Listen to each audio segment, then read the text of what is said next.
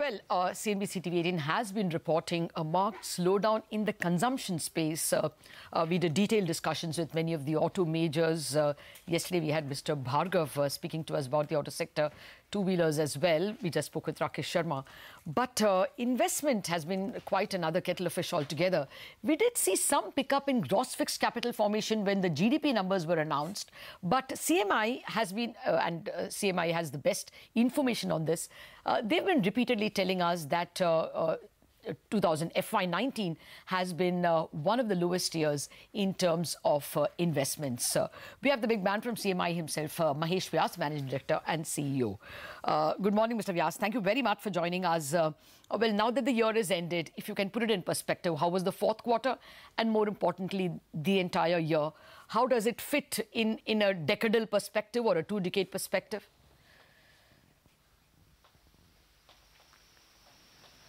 Well, 2018-19 was, in a sense, a slightly mixed year. We have got some good news and we have got some not so good news. So the not so good news is that new investment proposals continue to fall. The year ended with new investment proposals of the order of 9.5 trillion rupees, which in our view will get revised slightly upwards. It may reach up to around 10.2 trillion by the time all the numbers come in. And yet it will be the lowest new investments in a year in the last 14 years. So that is quite depressing. One does expect to see some pickup in investments after many years of slowdown, and that is just not anywhere in the horizon. So that's the not so good news. Okay. The good news is that there has been a pickup in investment completion. So implementation has picked up a bit, and that has shown in an increase in the number of projects and the value of those projects getting completed in 2018-19.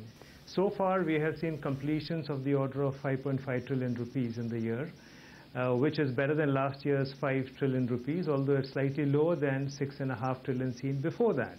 But even this 5.5 trillion will get revised upwards, and we will see this number, in our opinion, reach up to around 6.3 trillion rupees. So that is a good part of the investment story for 18-19, that investment completions have picked up, although new projects have not taken off.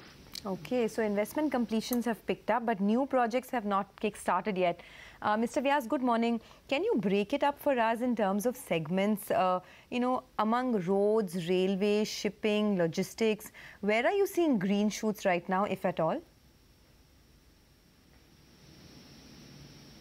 Well, I do not know about the green shoots, but the story is all in the sectors that you just mentioned. So it is roads, it is railways, it is other infrastructure projects, construction, for example. These sectors, railways, roadways, construction, and also irrigation, are the ones that have contributed to the increase in completions. So there's a big increase, not a small increase, there's a big increase in investments being completed in all these four segments. But these are the segments, particularly railways and roadways, where there's a sharp fall in new investment proposal. In fact, this seems to be a seesaw. While completions have steadily increased and improved in these segments, after 15-16, new investment proposals in all these segments have actually steadily come down. So there seems to be some pattern in this, that new investment proposals were made in road and railway in 14-15, 15-16 quite enthusiastically, and completions are being seen in 17-18, 18-19. Okay. Although the two are not linked, I mean the gestation period of these projects is far more than 2-3 years, okay, but one does see this relationship. Okay, I'll want you to extrapolate this further, but before that, can you also give us some idea of the public sector, private sector split? What's been performance of both of them? The private sector has been absent in action. All the investments that we are seeing is coming from, or most of the investments are coming from the government-owned projects. We saw that the last investment boom, which was around 2004, 5, 6, 7, 8, all the way till 9, and even till 10, 11 actually, was largely private sector driven. So private sector accounted for 2/3 of those investments in those days. There was a sharp fall thereafter, the pickup in 14, 15, 15, 16, and then the fall that we saw. But all of this is government driven. The new investment projects in 14, 15, proposals in 14, 15, and the completions in 18, 19 are predominantly government driven. The private sector is largely absent. If the private sector has been present in any way, it is more in the form of purchase of aircraft. If you minus that, the private sector's investments actually falls quite substantially. Okay, aircraft of all sectors. Okay, Mr. Vyas, you know, if we can marry the two, the fact that there have been no, or there has been a dearth of fresh investments in the last 2 years, and there has been a very good completion record in the last 2 years, can we see the two tie up to give us an argument that investments should pick up in the next year? Because most projects are completed and not much has begun. And then, of course, there will be a new government as well, or a continuation of the old government with a new mandate. Therefore, do you think that time is ripe to see fresh investments in FY20? We should wait for at least 1 more year. I would say that this completion of projects is a good idea, but that means that, I mean, this is not seen much in the manufacturing sector, but it's quite likely that it will take at least a year for us to see capacity utilization actually come up. It's still around less than 75%. So that's not enough to see investments pick up. But investment in infrastructure will always continue. So we can keep building roads and airports and railway lines and so on and so forth. The pickup in the construction sector is because there's pressure in many places because of RERA, that people have to complete projects, and there's still a fairly large pipeline for these projects to get completed. We will see an acceleration in construction activity being completed in the coming 1 or 2 years as well.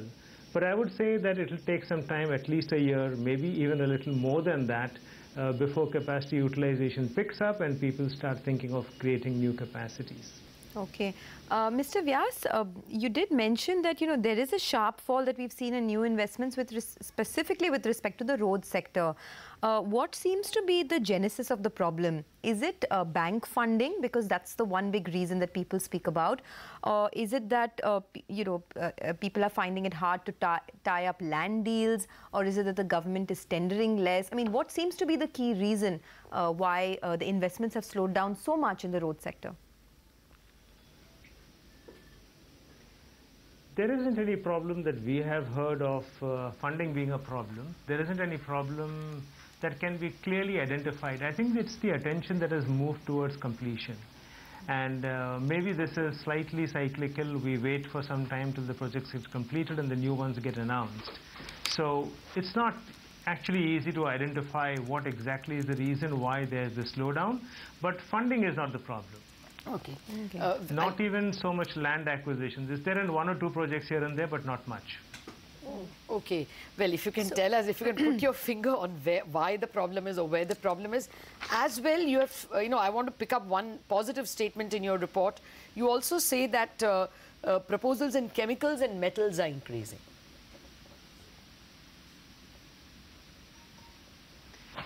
Well, those are a couple of petrochemical projects by Haldia, which is expanding its capacity in a few places. I think it is a PTA project which is large, which is good. I mean, these are manufacturing projects. They're capital intensive, but nevertheless, it does show that there is demand, which is anticipated in the coming future. There's also a big project that came up, was proposed on high-quality steel by Rashtriya Ispat, which I think is a little long shot. But the petrochemicals projects seem to be a little more promising. Okay, I just have a 2-part question. One, will government capex be stalled further with elections around the corner? And 2, will there be a further delay in financial closures of certain projects because of the banking crisis? Your views on both these issues?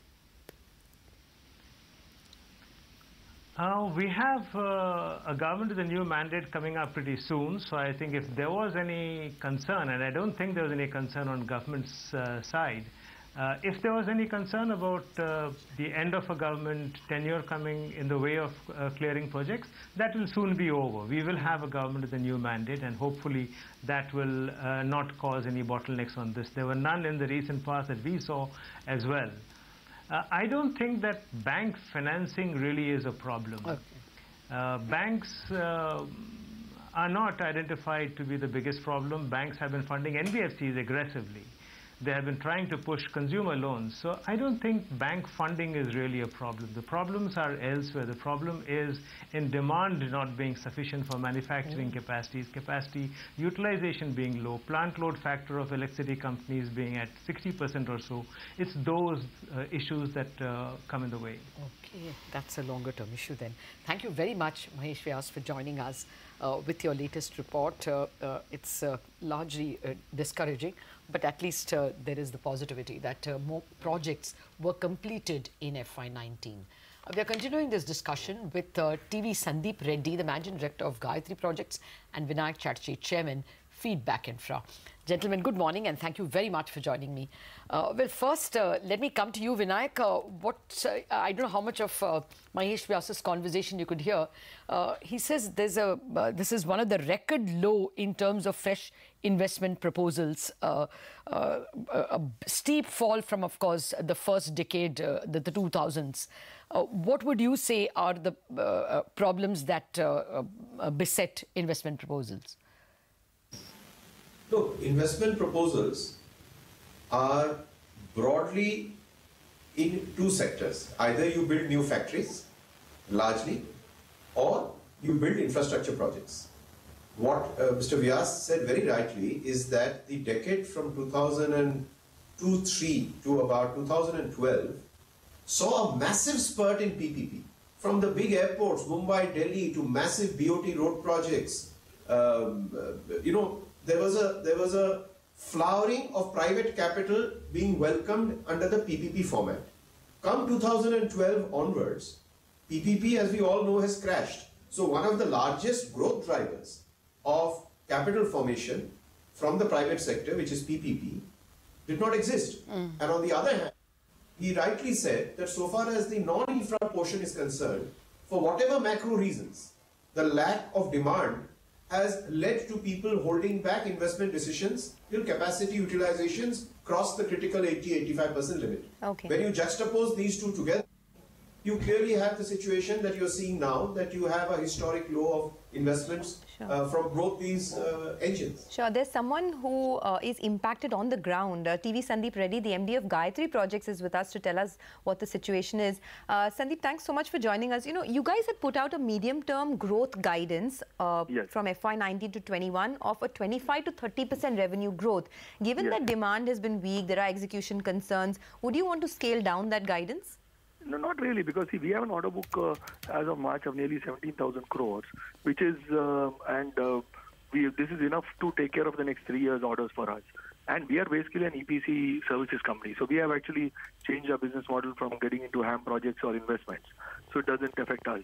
So there's enough EPC investments happening from NHAI, Central MORTH, and also now few state governments like Maharashtra has come with this Mumbai-Nagpur Expressway, then you have the Purvanchal Expressway in UP.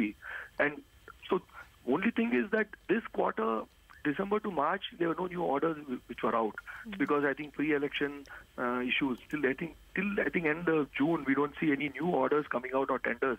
And in fact, they were actually called for by NHAI and also the UP government called Bundelkhand Expressway. But they were all postponed now, due dates, I think, after the elections. So these order inflow, in fact, for example, we had a guidance of 6,000 crores last year, FY19, and we have fulfilled our order guidance. And next year guidance also would be more or less the same. So maybe you can't see quarter-on-quarter guidance, but a whole year we will be able to fulfill it. So I don't foresee, once the new government comes, I think as Vinayak has clearly said, investment will happen in infrastructure. And factories, I think, basically are dependent, as you say, on commercially viable ventures. So if there's any commercially viable venture and if the owner has enough equity, and I think banks are ready to fund.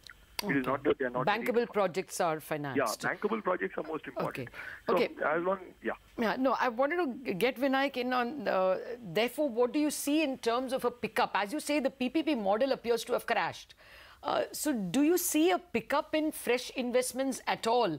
After all, the government is also hamstrung for money.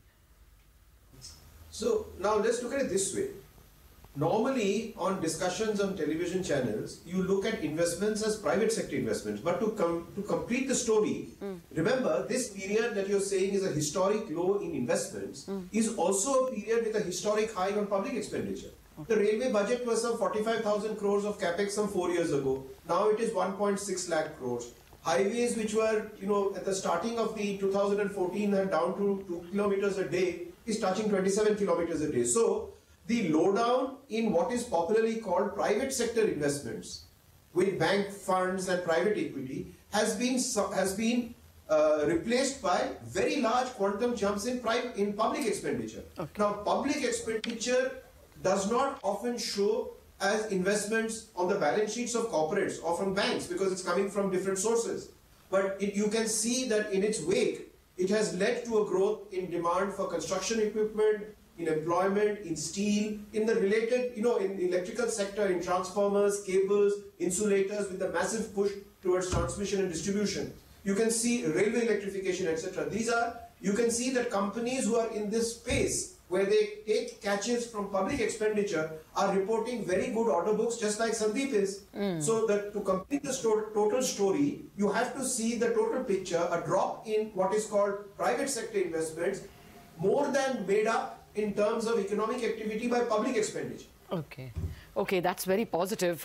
But unfortunately, we are out of time. Vinayak, Sandeep Reddy, we hope to have you very soon to continue this discussion and do a sector-wise analysis on where investment is picking up in the public space. Of course, Vinayak already spoke goodish bit about power transmission in particular.